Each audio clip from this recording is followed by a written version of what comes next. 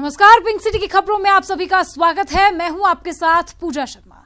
जहां जेडीए की बाड़ा पदमपुरा में कार्रवाई हुई है, आपको बता दें अवैध रूप से बनी दुकानों को इस कार्रवाई के तहत ध्वस्त किया गया है। जेसीबी की सहायता से इन दुकानों को ध्वस्त किया गया। ध्वस्तीकरण की इस कार्रवाई को अंजाम दिया गया था। तो बाड़ा पदमपुरा में जेडीए ने कार्रवाई की है। आपको बता दें अवैध रूप से बनी दुकानों को ध्वस्त किया गया है। जेडी की ओर से जेसीबी की सहायता से ध्वस्तीकरण की इस कार्रवाई को अंजाम दिया गया। तो कार्रवाई के दौरान की तस्वीरें आप देख सकते हैं। जेसीबी की सहायता से जब इन दुकानों को ध्वस्त किया गया था, जेडीए का पीला पंजा चला और अवैध रूप से बनी दुकानों को ध्वस्त कर दिया गया।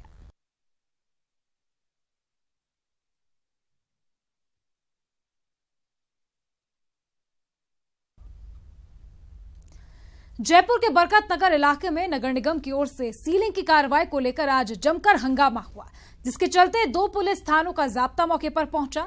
दरअसल भवन मालिक ने निगम पर बिना नोटिस के कार्रवाई का आरोप लगाया है, तो वहीं निगम अधिकारी कोर्ट स्टे के बावजूद निर्माण जारी रखने का आरोप लगा रहे हैं।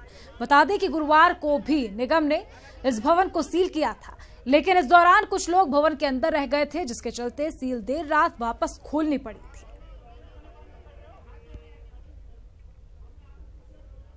सर, इस बिल्डिंग को कल सीज किया था। ये लोग सीज तोड़ के इसके अंदर घुस गए थे और इसके अंदर कोर्ट का स्टे ऑर्डर था। पार्टी किसी भी प्रकार के नवनिर्माण से पाबंद थी और पाबंद किया गया था। उसके बावजूद भी इन्होंने पूरा फिनिशिंग का कार्य किया। जयपुर की द्रव्यवती नदी के सौंदर्यीकरण का काम जोर शोर से चल रहा है, जिसमें आसपास के लोगों की जमीनें भी प्रोजेक्ट में आ रही हैं, जिसको लेकर जमीन के मालिकों ने आज जेडीए से मुलाकात कर मुआवजे की मांग की, जिस पर जेडीए के लोगों को आश्वस्त किया गया है कि उनके मुआवजे का प्रस्ताव जल्द ही सरकार के पास भेज दिया जाएगा। के बाद में जेडी साहब ने आश्वस्त कर दिया कि आपका लेटर राज्य सरकार मुख्यमंत्री को अभी हम लिख रहे हैं और आपकी जो मांग है वो सरकार को पहुंचा रहे हैं। इसका निस्तारण जल्दी ही कर दिया जाएगा। हमारी जो मांग है वो प्रभावित किसानों की जो जमीनें जो ली जा रही है दरवती रिवर फ्रंट में, वो जो काश्तकारी जमीन है उसका मुआवजा मांग रहा है किसान। स्वायत्त शासन विभाग ने भरतपुर समेत 33 शहरों के नगरीय निकायों के आयुक्त और कमिश्नरों को नोटिस जारी किया है। ये नोटिस शहरों को खुले में शौच मुक्त बनाने में सुस्त रफ्तार से काम करने के लिए दिया गया है। विभाग ने अधिकारियों को 15 फरवरी से पहले अपने शहर को खुले में शौच से मुक्त बनाकर पोर्टल पर अपडेट करने की बात कही है। बता दें कि स्वच्छ भारत मिशन के तहत सभी शहरों को 31 दिसंबर से पहले खुले में शौच मुक्त बनाना था, लेकिन इन शहरों ने कोई योगदान नहीं दिया था।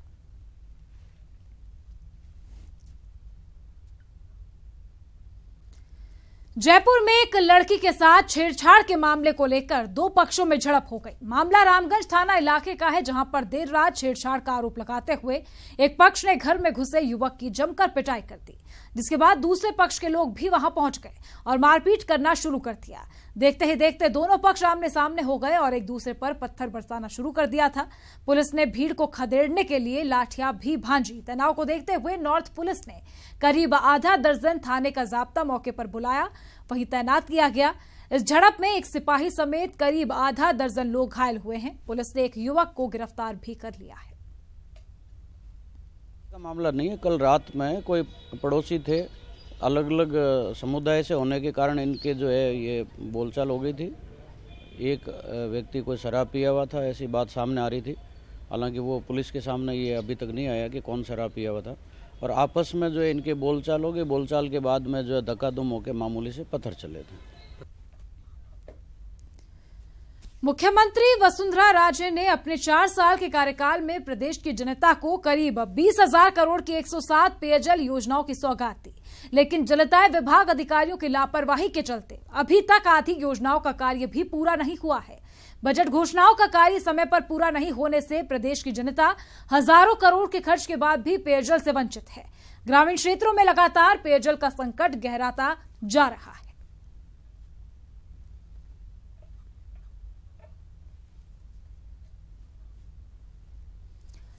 इधर केंद्रीय बजट को लेकर अलग अलग वर्गों का विरोध शुरू हो गया है। जयपुर में भारतीय मजदूर संघ ने भी केंद्रीय बजट पर सवाल खड़े कर दिए हैं। इसी को लेकर संगठन ने सिंधी कैंप बस स्टैंड पर प्रदर्शन किया और प्रदर्शनकारियों का ये कहना है कि केंद्र सरकार से न्यूनतम मजदूरी 18,000 रुपए निर्धारित किए जाने की मांग की गई थी, लेकिन बजट में इस पर कोई ध्यान ही नहीं दिया गया।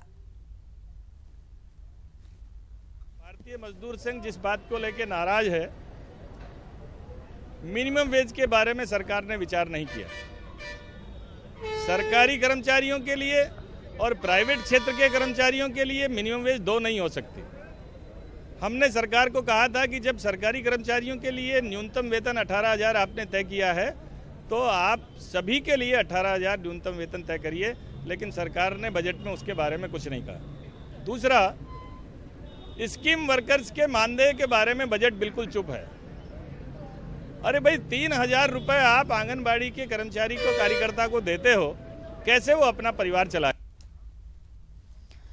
गुलाबी नगरी में आज स्वच्छ अभियान के तहत कायाकल्प अवार्ड वितरण समारोह का आयोजन किया गया। शहर के इंदिरा गांधी पंचायती राज सभागार में इसका आयोजन हुआ था। चिकित्सा मंत्री कालीचरण सराफ समारोह के मुख्य अतिथि रहे। समारोह में झुंझुनू के जिला अस्पताल को पहला पुरस्कार दिया गया। वहीं दूसरे स्थान पर राजकीय सांवलिया जिला अस्पताल रहा। समारोह में सामुदायिक स्वास्थ्य केंद्र में श्रेणी में पहला पुरस्कार उदयपुर की CHC नाई को मिला, जबकि झुंझुनू दूसरे स्थान पर रहा। कार्यक्रम में मुख्य सचिव वीनू गुप्ता, मिशन निदेशक नवीन जैन भी मौजूद थे।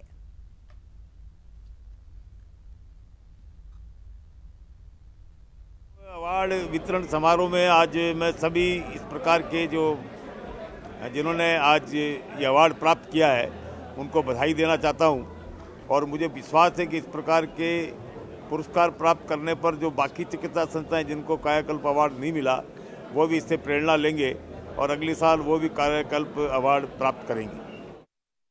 जयपुर में चल रहे 3 दिवसीय अंतर्राष्ट्रीय 3D न्यूरोफेस्ट कॉन्फ्रेंस के दूसरे दिन आज विशेषज्ञों ने न्यूरो सर्जरी को लेकर चर्चा की।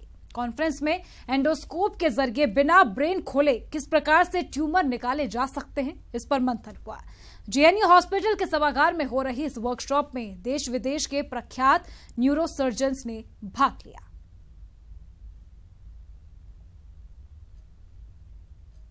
No longer should be performed by few elite surgeons. For surgery to survive, all technology has to be developed for the majority of surgeons worldwide. Whatever the resources, will be able to benefit the biggest and largest proportion of patients globally.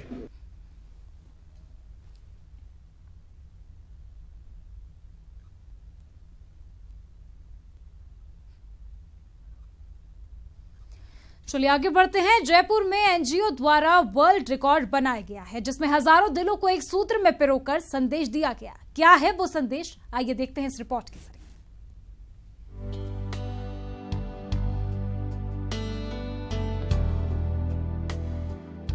इन रंग बिरंगे दिलों पर लिखे हैं कुछ खास संदेश। ये संदेश हैं कन्या भ्रूण हत्या को रोकने के, साथ ही ये शिक्षा से वंचित बच्चों को शिक्षा से जोड़ने के भी संदेश देते हैं। पुष्प NGO और AU जयपुर ने लोगों को जागरूक करने की पहल की है। इस पहल के तहत जयपुर के यूथ हॉस्टल में एक ही धागे में 12,051 दिल पिरोकर वर्ल्ड रिकॉर्ड बनाया गया। इससे पहले सिंगापुर की एक NGO ने भी मदर्स डे पर 8,525 दिलों को एक सूत्र में पिरोकर वर्ल्ड रिकॉर्ड बनाया था। पुष्प NGO ने इस तरह का प्रयास किया और चेन ऑफ पेपर हार्ट्स बना डाला। सिंगापुर में पिछले साल एक NGO ने रिकॉर्ड बनाया था और उस NGO का रिकॉर्ड था कि उन्होंने मदर्स डे के ऊपर 8,525 दिलों को एक सूत्र में पिरोया था और एक अपील की थी अपने बच्चों से, अपनी माँओं को लेके एक मैसेज, इमोशनल मैसेज उन्होंने लिखवाया था। तो हम लोग उस सिंगापुर के रिकॉर्ड को यहाँ पर ब्रेक कर रहे हैं और इस रिकॉर्ड में हम लोग 12,051 दिल हम लोग एक सूत्र में पिरोएंगे, जिससे सिंगापुर का रिकॉर्ड हम लोग ब्रेक करेंगे। इस रिकॉर्ड का जो उद्देश्य है वो ये है कि हम लोग गरीब बच्चे जो लोग स्कूलों तक नहीं जा पा रहे हैं उनके लिए हम लोग अपील कर रहे हैं, और ऐसी बेटियां जो कोख में ही मार दी जाती हैं उनको नहीं मारा जाना चाहिए, उनको मौका दिया जाना चाहिए दुनिया देखने का। उनको बचाने की हम लोग एक इफेक्टिव अपील कर रहे हैं इस रिकॉर्ड के जरिए। कहते हैं एक सकारात्मक कदम बहुत कुछ बदलने की ताकत रखता है। पुष्प NGO और AU जयपुर का भी यही उद्देश्य है कि बेटियां देश का उज्जवल भविष्य बन सके, साथ ही सभी को समान शिक्षा का अधिकार मिल सके। Satvir Singh, ETV news, Jaipur. तो आपको मिलवाते हैं खास निशानेबाज से जो ऑस्ट्रेलिया से आया है। ये निशानेबाज बच्चों को वो ट्रिक बताएगा जिससे निशाना अचूक होगा। अचूक निशानेबाज के माइकल। ये माइकल डायमंड है। ये माइकल निशानेबाजी सिखाता है। 12 डायमंड को तराश रहे हैं माइकल।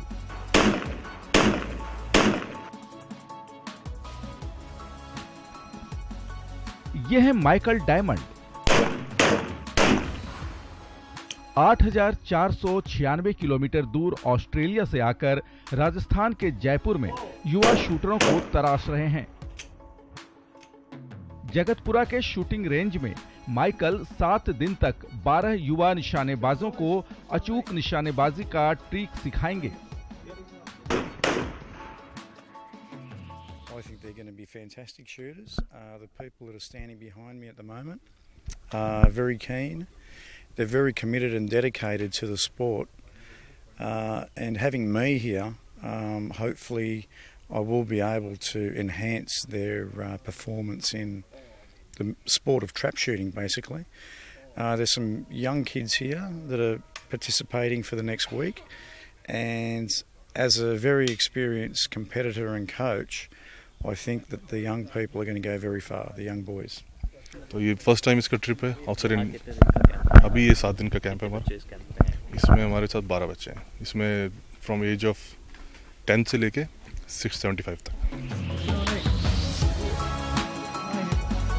माइकल डायमंड शूटिंग की ट्रैप स्पर्धा में साल 1996 अटलांटा और साल 2000 के सिडनी ओलंपिक के गोल्ड मेडलिस्ट हैं। साथ ही 5 बार के कॉमनवेल्थ गेम्स में गोल्ड मेडलिस्ट भी रहे हैं। माइकल डायमंड की क्लास से बच्चे काफी खुश हैं और बच्चे भी इनसे निशानेबाजी की कला सीख रहे हैं। हम लोगों के लिए तो ड्रीम कम ट्रू वाली बात है। कभी सोचा भी नहीं था कि इतना बड़े शूटर, मतलब इनसे ज़्यादा बड़ा कोई है ही नहीं ट्रैप के अंदर, ये समझ लीजिए। मतलब तो और उनसे हम यहाँ ट्रेनिंग ले रहे हैं। मैं भी स्टार्ट किया है, मैंने अभी नेशनल खेला है सिर्फ, और अभी उसके बाद में माइकल सर ने काफ़ी ज़्यादा चीज़ें हैं जो बहुत स्मूथ तरीके से और बहुत ही अच्छे तरीके से हम लोगों को सिखाई है। और एक जो हम लोगों को टारगेट को किस तरीके से हिट करना होता है, उस टाइमिंग वगैरह जो भी उन्होंने हमें सिखाया वो बहुत ही अच्छे और बहुत ही स्मूथ तरीके से हमें उन्होंने बताया है। यूं तो शूटिंग के क्षेत्र में प्रदेश के राज्यवर्धन सिंह राठौड़, महावीर सिंह, अपूर्वी चंदेला और शगुन चौधरी ने नाम रोशन किया है। स्टार शूटर माइकल को उम्मीद है यहाँ के उभरते सितारे भी दुनिया में अपनी प्रतिभा का लोहा मनवाएंगे। बच्चे भी यही सोचकर पूरे जोश और जज्बे के साथ सटीक निशाना लगा रहे हैं। ना वो भविष्य में चूकेंगे और ना यहाँ। Mahesh Dadhich, ETV news, Jaipur. चलिए आगे बढ़ते हैं। गुलाबी नगरी में 4 फरवरी को सुबोध समिति की ओर से मैराथन का आयोजन किया जाएगा, जिसको लेकर तैयारियां जोरों पर चल रही है। मैराथन में सुबोध शिक्षा समिति के 13,000 स्टूडेंट्स और कर्मचारी भाग लेंगे। मैराथन को लेकर सुबोध समिति के पदाधिकारियों में भी खासा उत्साह है। अपने 100 साल पूरे करने पर समिति आगामी दिनों में वार्षिक उत्सव और खेलकूद प्रतियोगिता का भी आयोजन करेगी, जिसमें अव्वल रहने वाले खिलाड़ियों को सम्मानित किया जाएगा।